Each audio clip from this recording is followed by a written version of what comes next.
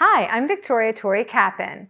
Welcome to this series, Fix Your Hamstrings.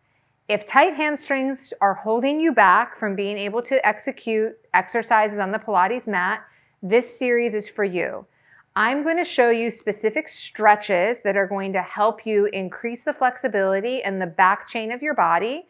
And I'm also going to be showing you modifications and assistance that you can use in the mat exercises to get the maximum benefit of the exercises without letting your hamstrings get in the way.